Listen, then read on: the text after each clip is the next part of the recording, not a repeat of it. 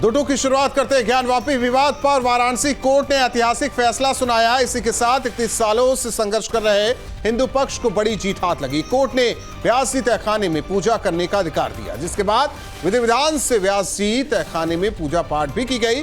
तहखाने के झरोखों को आम श्रद्धालुओं के लिए भी खोला गया। इसी के साथ भक्तों का 3 दशक का इंतजार आरती के साथ भी फलीभूत हो गया। ज्ञानवापी पर कोर्ट का फैसला जरूर आ गया, लेकिन विवाद की आग अब भी नहीं थमी है। जहां मुस्लिम पक्ष बार बार एएसआई रिपोर्ट पर सवाल उठा रहा है। इस बीच एआईएमआईएम अध्यक्ष असदुद्दीन ओवैसी ने भी ऐसा बयान दिया कि सियासी गलियारों में नई बहस छिड़ गई। दरअसल ओवैसी ने न सिर्फ कोर्ट के फैसले पर सवाल उठाया, बल्कि यह तक कह दिया कि देश में एक बार फिर 6 दिसंबर हो सकता है।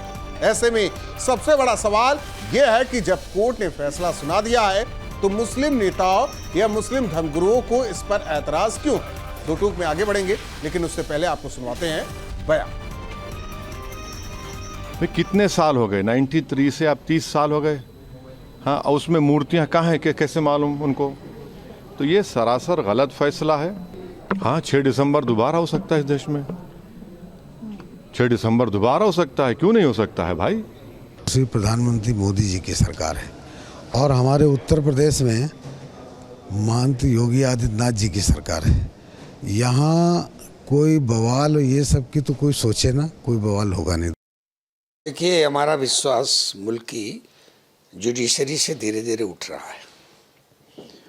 अच्छी तरह देश को मालूम है कि इस देश में तमाम वर्गों, तमाम धर्मावलंबियों को यहाँ के संविधान में बराबर का अधिकार है। ज्ञानवापी मस्जिद के संबंध में जो एएसआई की रिपोर्ट आई है, इसमें मैं पहले ही डिस्प्यूट कर चुका हूँ। सब कुछ है, हमारा मिलेगा ही मिलेगा, और अगर मानवता से दे देंगे तो हमें जल्दी मिल जाएगा। मानवता से नहीं देंगे तो बाइकआउट तो हमें मिलना ही मिलना है, क्योंकि हर चीज़ हमारा है। वहाँ से नींव से लेकर के दीवार से लेकर खंभे तक हिंदू का है। बस खाली एक टोपी, बस एक टोपी उन्होंने पहना दिया है। उस टोपी को उतार करके ले जाए, कहीं और नमाज अदा कर लें। वहीं ओवैसी और मुस्लिम पक्ष के कई बयान सामने आए, उससे कई सवाल खड़े होते हैं। सवाल ये कि क्या ओवैसी को न्याय व्यवस्था पर भरोसा नहीं? क्या एएसआई रिपोर्ट के प्रमाणों से ये सभी वास्ता नहीं रखते? जिस रिपोर्ट का हर एक पन्ना ये गवाही दे रहा है कि वहां आज मस्जिद है, वहां कभी मंदिर हुआ करता था। दो टूक में इसी पर करेंगे चर्चा, लेकिन उससे पहले न्यूज स्ट्रीट के बड़े सवाल। ज्ञानवापी पर कोर्ट का आदेश, फिर क्यों क्लेश? फिर होगा 6 दिसंबर, भाईजान क्यों गए डर?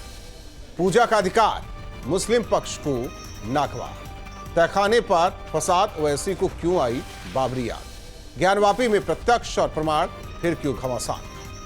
चर्चा के लिए हमारे साथ मेहमान जुड़ रहे हैं। सबसे पहले परिचय करा दे डॉक्टर अवधेश उपाध्याय, नेता बीजेपी। आशीष मेजर आशीष चतुर्वेदी जी, नेता समाजवादी पार्टी। यतिमा चित्तानंद सरस्वती जी, हिंदू धर्मगुरु। मौलाना शहाबुद्दीन रजवी जी, मुस्लिम स्कॉलर। आप सभी मेहमानों का स्वागत है। मौलाना शहाबुद्दीन, ये देश जी न्याय प्रणाली से चलेगा, न्याय व्यवस्था से चलेगा, या किसी की मर्जी से चलेगा? देखिए, मुसलमान हमेशा कानून पर भरोसा रखता है और आईने हिंद पर एतमाद और यकीन रखता है, और इसी हिसाब से जो है वो चलता भी है। और ओवैसी साहब ने जो बयान दिया है, फिर वो बयान उनका अपना बयान है, उसकी जिम्मेदारी उनके ऊपर है। मगर कोई भी इस तरह का बयान नहीं होना चाहिए जिससे माहौल में परागंदी हो और समाज में जो है वो समाज टूटने के कगार पर पहुंचे या बदअमनी पूरे देश में फैले। क्योंकि हिंदुस्तान का इस वक्त माहौल अच्छा खुशगवार है, तो ऐसे माहौल को ख़राब नहीं किया जाना चाहिए, चाहे हिंदू पक्ष हो या मुस्लिम पक्ष हो। इन दोनों लोगों की, सबकी, हम सब की जिम्मेदारी बनती है कि माहौल को खुशगवार रखें, अच्छा रखें। तो हिंदुस्तान में इस वक्त अमन शांति है। खराब कौन कर रहा है फिर? मैं अगर ओवैसी साहब को छोड़ देता हूं, कुछ और भी बयान सामने आए। तो देखिए, माहौल ख़राब करना और ना ख़राब करना, ये सब दोनों लोगों की जिम्मेदारियां बनती है, माहौल को अच्छा रखने के भी और ख़राब रखने के भी। रेडिकलाइजेशन देखिए दोनों तरफ है, और इस रेडिकलाइजेशन को दोनों तरफ से जो है वो ख़त्म करना हम सब की जिम्मेदारी बनती है। अब जहाँ तक बात रह गई ज्ञानवापी मस्जिद में पूजा अर्चना की इजाज़त देना, जो कोर्ट ने इजाज़त दी है, तो ये कोई नई बात नहीं है। पहले भी इजाजत दी थी कोर्ट ने और पहले भी पूजा हुआ करती थी। तो ये आप लोगों के लिए और कुछ लोगों के लिए नया हो सकता है, मगर हमारे लिए कुछ नया नहीं है। इसलिए नया नहीं है मैं तो कि कहता हूं जो होता 1993 आया वो स्वेच्छा से बोल दिया जाए, पक्ष की तरफ से जो होता आया वो आकर कर लीजिए, और जो नहीं हो रहा है, जिसकी लड़ाई लड़ी जा रही है, वो न्याय व्यवस्था के तहत लड़ी जाएगी। जी बिल्कुल, कानून के दायरे में लड़ी जाएगी और जो सिस्टम है कोर्ट का, उस सिस्टम को फॉलो करते हुए आगे लड़ाई लड़ी जाएगी। अब जो कोर्ट ने इजाजत दी है, इस इजाजत के खिलाफ जो है वो हम अपील कर रहे हैं और आगे जाकर के अपनी दलीलों और सबूतों के जरिए हम अपनी बात नहीं, मजबूती के साथ में रखेंगे। सबूत होंगे तब ना, क्योंकि अब बिल्कुल हाँ, ये कैसे कह सकते हैं कि हमारे 31 पास साल सबूत पहले, नहीं है, हमारे पास 31 सबूत साल हैं। पहले उस जगह पूजा पाठ, बैरिगेटिंग, आखिर क्यों? ना कोई लिखित आदेश, बस मौखिक आदेश था। 1988 से लेकर के 1993 तक जो है वो पूजा पाठ हुई है, और 1993 से लेकर के आज तक पूजा पाठ नहीं हुई। आज ठीक शुरू है, हुई ये पूजा क्यों पाठ। ये क्यों तो ये उससे ये क्यों पीछे- नहीं हुई, ये भी दर्शक जानना चाहते हैं। यतिमा चेतनानंद देखिए, सरस्वती अगर- जी, यतिमा अगर इससे चेतनानंद पीछे जी, अगर मैं इससे कहता पीछे हूं जाकर के अगर आप अगर देखेंगे- वाकई देखिए, इसे हमें हिंदू और मुस्लिम से नहीं, आस्था से जोड़कर देखना चाहिए। सवाल इस बात को लेकर है, अगर यहीं बैठकर जिस तरीके से रजवी साहब कह रहे हैं कि नहीं, किसी तरीके से कोई उलझुल भाषा का इस्तेमाल नहीं, बयानबाजी ना करें, सवाल ये कि एक दूसरे का स्वागत तो करें, लेकिन वो कहां हो रहा है? हम एक पक्ष को छोड़ देते हैं, राजनीतिक पक्ष को छोड़ देते हैं, लेकिन धार्मिक पक्ष को अगर रखते हैं, फिर भी कोर्ट का फैसला वो गले से नीचे नहीं उतर रहा है, एसआई की रिपोर्ट वो गले से नीचे नहीं उतर रही। राहुल जी, उसका बहुत बड़ा कारण है, जब आप बहुत दिनों तक किसी झूठ को बोलते रहते हैं तो आपको जो लोग झूठ बोल रहे होते हैं उनको ऐसा लगता है कि यही सत्य है और यही सब मान्य है, लेकिन सत्य अपनी पहचान करा देता है और सत्य ने अपनी पहचान कराई। 31 साल पहले बंद कर दिया गया, हमारी पूजा के अधिकार को रोक दिया गया, जबरन रोका गया, बलात् रोका गया, जबरदस्ती एक फरमान, टेलीफोनिक फरमान सुनाया गया और कहा गया कि यहाँ आप पूजा नहीं कर सकते, और रातों रात प्रशासन ने मुस्तैदी दिखाते हुए, उत्तर प्रदेश का हाल ये था कि कहीं बलात्कार हो जाए तो प्रशासन चौकन्ना नहीं होता था, कहीं हत्या हो जाए तो प्रशासन को पता नहीं चलता था, मुजफ्फरनगर का कांड हो गया लेकिन प्रशासन और शासन को पता नहीं चला, फोन आया कि जो कुछ घटित हो रहा है मुजफ्फरनगर में वो हो जाने दीजिए। तो ऐसे में एक कॉल आई और कॉल आने के बाद प्रशासन ने बहुत चुस्ती दुरुस्ती दिखाते हुए रातों रात बैरिकेटिंग करके तहखाने को, जिसमें व्यास जी का परिवार लगातार पूजा अर्चना 453 वर्षों तक करता रहा, उसे 31 साल पहले बाधित कर दिया गया। आज जिस भाईचारे का पाठ, अमन चैन का पाठ हमें पढ़ाया जा रहा है, देखिए हमने तो 500 साल लड़ा राम मंदिर पर, और अब 31 साल का लंबा अरसा होता है, कोई छोटा पीरियड नहीं है। 31 साल न्यायिक प्रक्रिया और न्यायिक लड़ाई लड़ने के लिए जूते घिस जाते हैं लोगों के, न्यायालयों के चक्कर काटते काटते, और वो इसीलिए घिस जाते हैं क्योंकि शासनिक और प्रशासनिक मंशाएं दुरुस्त नहीं। सवाल यह है कि भरोसा नहीं है ना। नहीं, भरोसा इसलिए नहीं है ना कि अभी आदि विश्वेश्वर नाथ बताने वाले हैं कि मैं यहाँ विराजमान हूँ।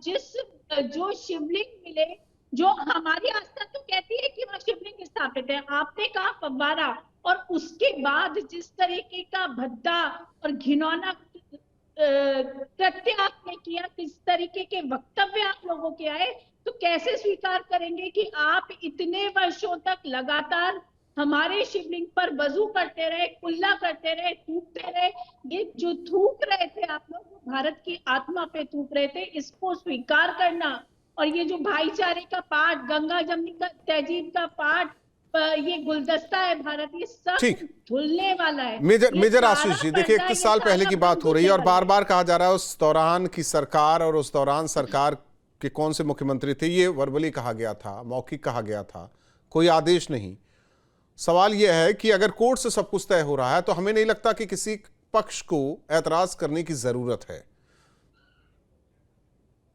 देखिए, अंततः फैसला तो कोर्ट ही देगा। अब किसी भी विवाद में, चाहिए जो अभी चल रहा है, जिस पे हम चर्चा कर रहे हैं, अगर हम इस विषय को लें या कोई भी विषय हो, अगर कोई भी मामला कोर्ट के अधीन आ गया एक बार, तो फिर उस पे फैसला तो कोर्ट ही देता है। और ये हमारे देश में देखा गया है, और इस तरीके के जो धार्मिक कहीं ना कहीं जहां लोगों का आपस में मतभेद रहा है उसमें फैसले आए हैं, पहले भी कोर्ट के फैसले आए हैं, आने वाले भविष्य में भी कोर्ट के फैसले आएंगे। तो कहीं ना कहीं लोग उस पे मान लेते हैं, 2-4 लोग हैं जो उसका विरोध करते हैं। वो एक कानूनी प्रक्रिया है, जब तक वो सुप्रीम कोर्ट तक डिसाइड ना हो जाए, आप उसमें अगली अदालत में आप उसको अपनी बात कहने का एक न्यायिक प्रक्रिया में अवसर आपको मिलता है कि भाई मैं इस फैसले से सहमत नहीं हूं, मैं आगे जा रहा हूं। लेकिन जब सुप्रीम कोर्ट, जब अंतिम कोर्ट में आप जब चले जाते हैं और वहां से भी फैसला आ जाता है, तो हमने देखा है कि बड़ी खूबसूरती से देश के लोग उसे मान लेते हैं और अपनी जिंदगी में, अपने काम में, अपनी चीजों में आगे वैसे साहब कह रहे हैं कि चले एक और 6 दिसंबर के लिए तैयार रहिए। नहीं तो वो ओवैसी साहब जो कह रहे हैं वो तो वही बेहतर बता सकते हैं। देखिए उनके बयान हमेशा से ही बहुत ही विवादित रहते हैं और ऐसे विवादित बयान देने वाले व्यक्ति को भी जो है भारतीय जनता पार्टी ने बड़ी अच्छी खासी सुरक्षा उनको मुहैया कराई हुई है। तो कहीं ना कहीं जब आप उनको इतना बड़ा नेता बनाएंगे, सुरक्षा दे रहे हैं, तो वो बयान तो देंगे ही, फिर ऐसे उल जुलूल बयान तो वो देंगे ही कहीं ना कहीं। लेकिन आज दिल्ली में बड़ी बैठक हुई, मुस्लिम संगठनों के, उसमें वो भी शामिल थे। अगर इसे हम कहें कि ये मुस्लिमों की बात है तो वो शामिल नहीं हो सकते थे क्योंकि राजनीति से जुड़े राजनीतिक शख्सियत है, लेकिन वो शामिल हुए। डॉक्टर अवधेश उपाध्याय जी, 2-3 चीजें हैं। देखिए 31 साल पहले जो हुआ उसकी बात तो किसी ने नहीं कही, कोर्ट गए, कोर्ट से आदेश लेकर आए, बावजूद इसके कुछ लोगों को नागवार ये बातें गुजर रही है कि रातों रात ये हो गया। जब रातों रात बंद कर दिया गया तब तो बोलने वाला कोई नहीं था, तो वो पक्ष खुशी मना रहा था कि देखिए हमने क्या कर दिया, एक फोन कॉल पर, न कोई सरकारी नोटिस, न सरकारी आदेश, कुछ नहीं जारी हुआ। आज कोर्ट का आदेश आ गया तो नागवार गुजर रहा है, कोर्ट के फैसले पर सवाल। ये तो सवाल उठते रहेंगे, अब आदत भी डाल लें, वो पक्ष भी ये पक्ष भी। जो जीतेगा वो तो खुशियां मनाएगा, जो हारेगा वो सवाल उठाएगा।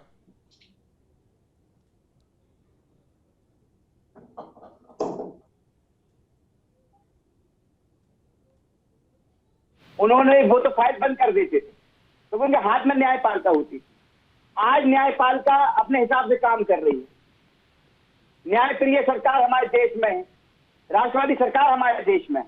मैं आपको बताऊं, 3 दिन पहले एएसआई की जो रिपोर्ट सार्वजनिक हुई, उसी के आधार पर उसमें जो सबूत पाए गए, आपने देखा होगा किस तरह से हनुमान जी की मूर्ति है, त्रिशूल की तस्वीर है उसमें, उसी के आधार पर बनारस जिले ने अपना फैसला सुनाया है पूजा करने के लिए कि आप पूजा कर सकते हैं वहां पर जाकर। ठीक है, अब एक तरफ हमारे जो रिजवी साहब हैं वो संविधान की बात कर रहे थे। अरे भाई रिजवी साहब, आप ये बताइए कि संविधान की जो दुहाई देते हैं आप केवल दिखाने के लिए देते हैं कि इस पर कुछ काम भी करते हैं? ये जो फैसला सुनाया है न्यायालय ने, ये संवैधानिक तरीके से जांच हुई है, उसके आधार पर न्यायालय ने अपना फैसला सुनाया है। एक तरफ आप भाईचारे की बात करते हैं, अरे भाई भाईचारा तो तब दिखेगा ना आपका, आप आए और कहें कि लीजिए हिंदू भाइयों आपके लिए। डॉक्टर अवधेश जी, आरोप भी है कि ये सब इफेक्ट हो रहा है आरएसएस और बीजेपी की वजह से। देखिए एक बात बताइए, आप आरएसएस और ये तो इनका कह रहा आरोप प्रत्यारोप की राजनीति चलती रहती है। मैं आपको ये बता रहा हूँ, इसमें बीजेपी या आरएसएस क्या लड़, इसकी जो लड़ाई लड़ी 5 महिलाओं ने लड़ी, उसमें से कोई भी भाजपा कार्यकर्ता नहीं है। ठीक है, जिस तरह से न्यायालय ने अपना फैसला सुनाया है वो संवैधानिक तरीके से उस पर जांच हुई, उसके आधार पर यह फैसला सुनाया गया। चलिए ठीक है, अब मैं आपको इतिहास में ले जाना चाह रहा हूँ। जब देश में हमारे बाबर आया, इनको पता होगा रिजवी साहब को, इतिहास में मजबूत होंगे मेरे ख्याल से ये, जब देश में हमारे बाबर आया तो उसने 3 मुख्य मंदिर तोड़वाए थे। एक उसमें अयोध्या का राम मंदिर था, एक उसमें संभल का जो पश्चिमी उत्तर प्रदेश में है हरिहर मंदिर, वो तोड़वाया था। जो संभल पृथ्वीराज चौहान की राजधानी थी किसी जमाने में, जो संभल नल और दमयंती की आपने कथा सुनी होगी, उनकी राजधानी रही है। और यही संभल जहाँ कल के अवतार होना है, यही संभल है वो। इसमें जो हरिहर मंदिर है उसको तोड़वाने का काम बाबर ने किया।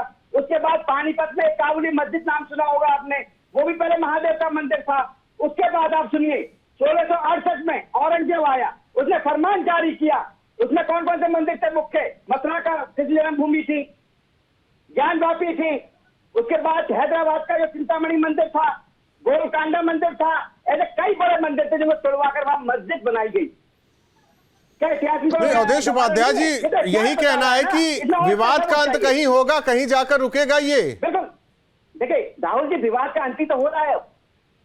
ये विवाद का अंतिम हो रहा है। संवैधानिक तरीके से जब जांच हो रही है, कोर्ट के आदेश से वहां से पूजा के अवधेश उपाध्याय जी, जो आप बता रहे, पता नहीं रिजवी साहब के पीछे कई किताबें हैं, हो सकता है उसमें इन बातों का जिक्र है, ऐसा है क्या रिजवी साहब? मैं तो देखिए, मैं तो एक बात पूछ रहा हूँ, पहले इनकी बात हो जाने दीजिए, फिर मैं बोलता हूँ। रिजवी साहब को पूरी तरह से अपने ऊपर विश्वास है, मुझे आप एक किताब बता दें इस्लाम धर्म की, अपनी पवित्र कोई ग्रंथ बता दें जिसमें ज्ञान व्यापी का उल्लेख किया गया हो। ठीक है, शहाबुद्दीन, राम मंदिर का उल्लेख, शहाबुद्दीन रिजवी जी, हरिहर मंदिर का उल्लेख किया गया हो। शहाबुद्दीन देखिए ऐसा है, झूठ बोलने का और झूठ का तो कोई इलाज नहीं है, वो जो चाहे वो बोले हैं। दरअसल बुनियादी बात यह है कि देखिए, बाबर के हम अनुयायी नहीं है, और न हम किसी मुगल बादशाह के अनुयायी हैं, और न हम उसका पक्ष लेते हैं।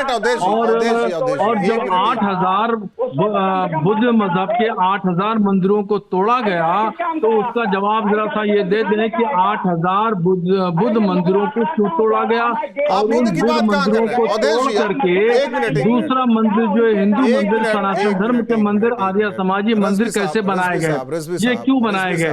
दूसरी बात, जहां तक सर्वे की रिपोर्ट की बात है, जिस पक्ष को गलत लगेगा वो कोर्ट में चुनौती देगा, कोई भी पक्ष हो, आप हो, हिंदू पक्ष हो, दूसरा पक्ष हो, कोई भी हो, चुनौती देगा। जो साक्ष्य होंगे, जो सबूत होंगे, उसके आधार पर कोर्ट फैसला देगा। अगर कोर्ट का फैसला आता है तो नागवार नहीं गुजरना चाहिए, अगर संविधान में विश्वास रखते हैं तो नहीं। हालांकि ये भी कहा गया है इस्लाम में ये भी कहा गया है, जो जगह विवादित वहां नमाज नहीं पढ़ी जाती। हमें कोई नागवार नहीं है, हम अगर जो है वो इस फैसले से मुतमईन नहीं है, हम आला कोर्ट में चैलेंज करना चाहते हैं, वहां संविधान के दायरे में रहकर करेंगे। लेकिन रिजवी साहब, क्या ये बात गलत है जो मैं कह रहा हूँ, वो गलत है? क्यों रोक रहे हैं रिजवी साहब, जो मैं कह रहा हूँ वो गलत है। जो स्थान विवादित वहां नमाज नहीं, वो मस्जिद नहीं। अभी ये तय नहीं हुआ। मैं पूछ रहा हूँ इस्लाम क्या कहता है? देखिए इस्लाम क्या कहता है, ऐसा है ना, मदरसे में मैंने पढ़ा है, आपने नहीं पढ़ा है। मैं पूछ रहा हूं ना, तरीके से इस्लाम की बात मैं बता पाऊंगा, मैं बात बता दूंगा, तो आप सुनिए, आप मौका तो दीजिए हमें बोलने का, आप हमें बोलने का मौका दीजिए, तभी तो मैं पूरी बात सुनने तो दीजिए, सुनने दीजिए। मैं ये, अरे मोहतरमा, मैं आपके बीच में बिल्कुल नहीं बोला हूँ, आप बोलिए ना, मैं शांत करा रहा हूँ ना रिजवी साहब। देखिए, इस्लाम ये कहता है कि अगर पाक, साफ सुथरी, गैर कब्जा की हुई, गैर सरकारी जमीन पर मस्जिद बन सकती है। किसी की जमीन है, कब्जा की हुई है, या सरकार की है, या कोई मजहबी इबादत गाह थी, वहां पर मस्जिद नहीं बन सकती। ये सीधा सीधा इस्लाम का एक वसूल है। चाहे वो ज्ञान वापी मस्जिद हो या कोई और मस्जिद हो, कहीं की दुनिया की कहीं की मस्जिद हो, साफ सुथरी जमीन, लेकिन बाबर ने तो बनवाया ना, अल्लाह ताला की इबादत के लिए बाबर ने बनवाया ना। और अभी जो है, जब रह गए औरंगजेब ने बनवाया ना, ज्ञान वापी मस्जिद का अभी फैसला नहीं हुआ है, उसका फैसला हो जाने दीजिए। सर्वे रिपोर्ट पर हमें भरोसा नहीं है, इसलिए भरोसा नहीं तो है किसी पर भी नहीं रहेगा। यतीमात चेतनानंद जी, बाबरी मस्जिद के लिए सर्वे हुआ, भरोसा तो कहीं नहीं होने वाला। 2003 में बाबरी मस्जिद के लिए सर्वे हुआ था, तो उस सर्वे पे ये दिखाया गया था 575 पेजेस में रिपोर्ट सुप्रीम कोर्ट में सबमिट की गई थी। उस रिपोर्ट में कहा गया था कि मस्जिद के नीचे मंदिर है, मगर सुप्रीम कोर्ट ने जब फैसला दिया राम मंदिर के हक में, जब सुप्रीम कोर्ट ने फैसला दिया तो 2003 के सर्वे रिपोर्ट को खारिज कर दिया था। इसलिए अभी जब तक सर्वे रिपोर्ट पर सुप्रीम कोर्ट का फैसला नहीं आ जाता, कोई आखिरी फैसला नहीं आ जाता, उस वक्त तक हमें भरोसा नहीं है। नहीं तो कम से कम जिस स्तर पर जो कोर्ट है उसका फैसला तो मानेंगे ना। यतीमात चेतनानंद जी वही नहीं मानेंगे, सुप्रीम कोर्ट का ही फैसला मानेंगे तो मानिए। फिर सवाल आज नहीं उठाना चाहिए राम मंदिर को लेकर। सुप्रीम कोर्ट तो मैंडेटरी है, मानना पड़ेगा ही, क्योंकि उससे बाहर जाने का कोई रास्ता नहीं। और अब धमकी देने का भी रास्ता बंद कर दिया सरकारों ने। सरकारों की अरे कौन धमकी दे रहा है आपको? कौन धमकी दे रहा है? जरा सा नाम बता दीजिए, किसने आपको धमकी दी है? कोई धमकी नहीं दे रहा है। ये मुसलमानों के सब्र को और उनकी बर्दाश्त को, जैसे मुगल कालीन में सब्र हिंदुओं ने रखा, मुसलमानों के सब्र को नापिए मत, उनके बर्दाश्त को पैमाना मत लगाइए। ये चेतावनी है क्या है? ये रिजवी साहब, ये चेतावनी है क्या? ये ये चेतावनी मैं नहीं दे रहा हूँ, मैं बता रहा हूँ कितनी तकलीफ में मुसलमान है, हिंदुस्तान के मुसलमान कितनी तकलीफ वो परेशानी में है। आप 3000 मस्जिदों की लिस्ट लिए फिर रहे हैं। ये जितने भी लोग उपाध्याय जी, अवधेश उपाध्याय जी, लाचारगी बेचारगी सब जाहिर होने लगी रजवी साहब की। अभी तक तो संवैधानिक दायरे की बात कर रहे थे, अब आगे उसी रास्ते पर। देखिए राहुल जी, मैं अभी शुरू में यही कहा था, इनसे मैं सुन रहा था रिजवी साहब को। एक तरफ ये संविधान की बात करते हैं, भारत की खूबसूरती की बात करते हैं, भाईचारे की बात करते हैं, लेकिन जब इनके ऊपर बात आती है तो ये सब भूल जाते हैं। इनके पास कोई न संविधान होता है, न भाईचारा होता है, न भारत की खूबसूरती होती है। केवल भारत को गंदगी में जो डुबोने का काम होता है, फिर इनके पास वही काम रहता है। उसी तरह से ये आज ये कर रहे हैं टीवी चैनल बैठकर। अच्छा एक बात बताइए ना, आज संविधान की बात कर रहे हैं तो संवैधानिक तरीके से तो जांच हुई है मेरे भाई जी साहब, आप तो पढ़े हैं हमसे। नहीं, एसआई पर भरोसा नहीं है, क्या पढ़ा होगा, रिपोर्ट पर भरोसा नहीं है। जो न्यायालय ने जो फैसला सुनाया है वो संवैधानिक तरीके से जांच हुई है, उसके आधार पर फैसला सुनाया है। महाराज कैसी बात कर रहे हैं, कहाँ गया भाईचारा आपका? अरे भाईचारा तो जब दिखेगा आपका, आप आए तभी हिंदू भाइयों को। कोर्ट का सिस्टम है, कोर्ट का जो सिस्टम है उसको हम फॉलो कर रहे हैं। हम अपनी दलीलों के जरिए, अपने सबूतों के जरिए हम उस फैसले को चैलेंज कर रहे हैं, अपील कर रहे हैं आला कोर्ट में। ये हमें अधिकार है, करते रहिए, सब कुछ तो कोर्ट से ही तय होना है। बहुत बहुत धन्यवाद आप चारों मेहमानों का हमारे साथ जुड़ने के लिए। जाहिर तौर पर व्यासी तहखाने को खोला गया, हालांकि भोग साथ ही साथ आरती का वक्त भी तय किया गया, लेकिन दूसरे पक्ष को ये बातें नागवार गुजर रही है, फैसला नागवार गुजर रहा है, बैठकों का दौर चल रहा है, हाई कोर्ट तक मामला पहुंचा हुआ है। लेकिन सवाल यही कि बिना किसी आदेश के जब व्यास जी के तहखाने को बंद किया गया और आज कोर्ट के आदेश पर यह तहखाना खुला, तो दिक्कत क्यों हो रही है? और दूसरी ओर अगर यह आस्था का विषय है तो इसमें कुछ ऐसे नेता हैं वो सियासी तड़का लगाने क्यों पहुंच जा रहे हैं जो बैठ के हो रही है। दो टूक में इतना है।